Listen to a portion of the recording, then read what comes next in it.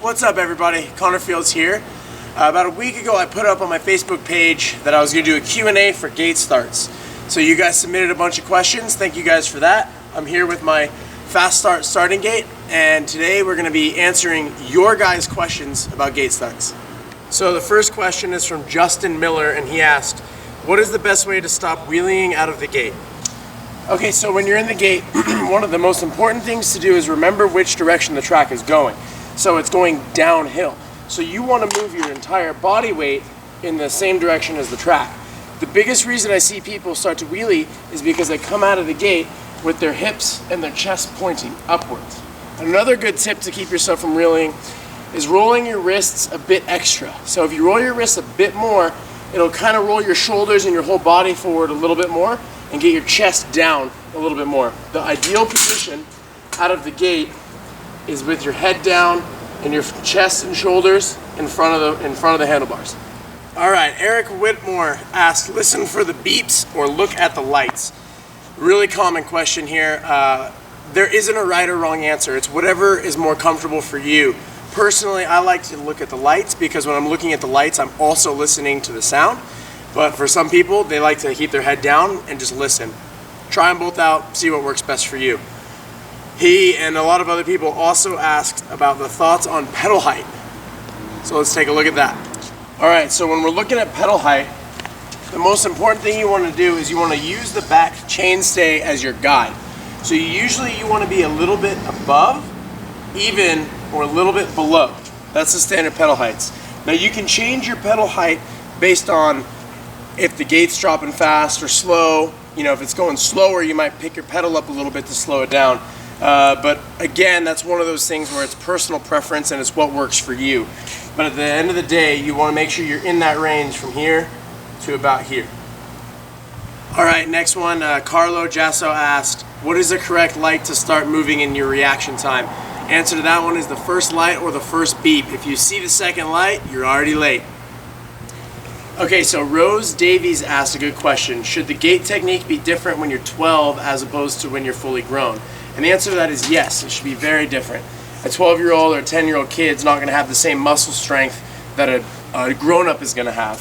So at the end of the day, the biggest difference is when you're a little kid versus when you're a fully grown adult is that your front tire is going to come up off the ground, but now the front tire is coming off the ground because of the power you're putting through the pedal, not because you're lifting it up. That's the biggest mistake I see younger riders make, is when they're in the gate, they come out and they lift the front wheel up like that.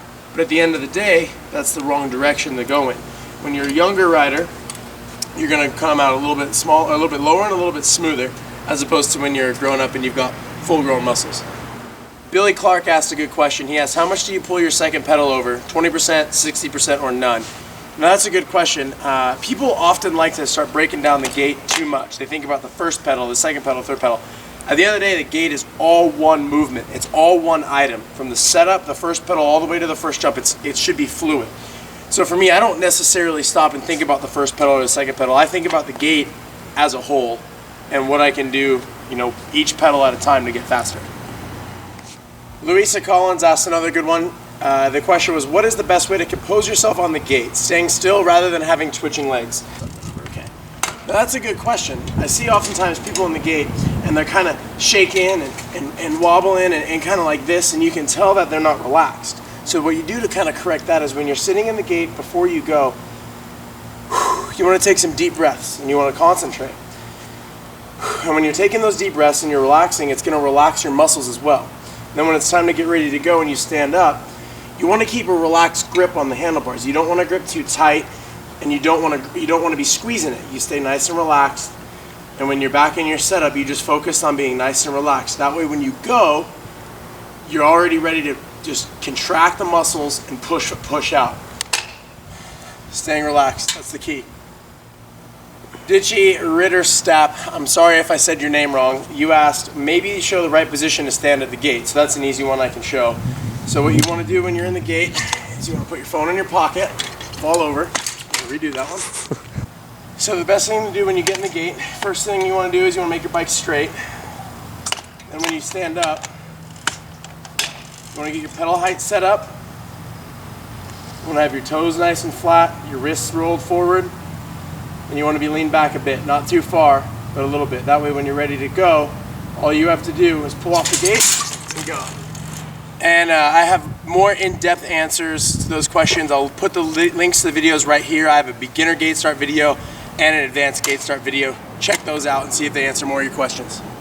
Paul Bailey asked, do I cover my brakes through the gate or do I just grip the bars? You never want to have your finger on the brake when you're in the gate. If you want to put it on later on the track, that's okay, but when you're in the gate, don't want to have your finger on there. Personally, I don't ride with a finger on my brake anywhere. I know most people like to do that, but they mostly put it on around the bottom of the hill, around the first jump. Don't do gates with your finger on the brake.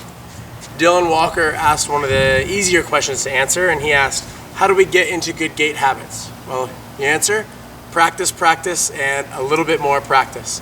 Another good thing you can do is study videos of good riders and seeing what they do and trying to copy that, but at the end of the day, practice makes perfect, and that's the most important thing you can do. Dude, it's so hot. Yeah, the Vegas heat. How hot do you think it's pretty hot. I'm gonna look it up. How hot do you think it is right now? 45 degrees. English. English, I don't know, 110. It's 108 degrees right now. Oh man. But this is what we do. We're answering questions for you guys. This is from Skylar. My 9-year-old son just turned intermediate and is giving up 2 to 3 lengths by the time he reaches the bottom of the hill. He's struggling with getting body position and momentum to launch himself. If I can break down the mechanics and positioning on the first move as the gate falls, I think he could learn a lot. And a shout out to Keegan would make his year. All right, well first off, shout out to Keegan. Keep practicing and we'll break down the mechanics of the gate real quick for you right here.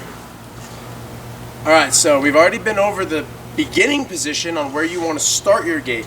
So now we're going to worry about the first couple of cranks. So once you've been up, you got your hands relaxed, your wrists rolled, everything's good, and the gate's gone down. When you come over the gate, you want your chest and shoulders to be a little bit in front of the handlebars. Your pedal's going to be down about the bottom, and what's going to happen is when you transition from your first pedal to your second pedal, your bike is naturally going to come out from underneath you a little bit. You want that to happen, but not too much. You don't want to throw it forward, you just allow it to naturally come forward a little bit. You want to stay up in the front of the bike, driving your pedals until about the 5th or 6th pedal, and then when that happens, the bike's going to naturally come back and you're going to end up over the middle more in the natural position that you pedal in. But the most important thing is, like a runner, you want to stay up front on those first couple of cranks. Watch a 100-meter sprinter, they come off the blocks, they stay down and driving. It's the same thing when you're coming out of the gate. You want to stay low, you want to be driving, and then after you up to speed, you come back into your normal pedal position. Thanks everybody for your questions. I hope I answered a few of them, and I hope you guys all learned something. I'll put the link to the other 2 gate videos I've already made before. Maybe I'll be able to help you answer some more of your questions. This is the Fresh Park starting practice gate. I'll put the link in my bio if you guys want to check it out. It's the cheapest gate on the market and it gets the job done really well. It's a great gate for all ages. Thank you guys, and make sure you follow me on Facebook, Instagram, Twitter, and all that stuff, because I probably will do this again if you guys like this. So let me know. Thanks for watching this video. See you guys later.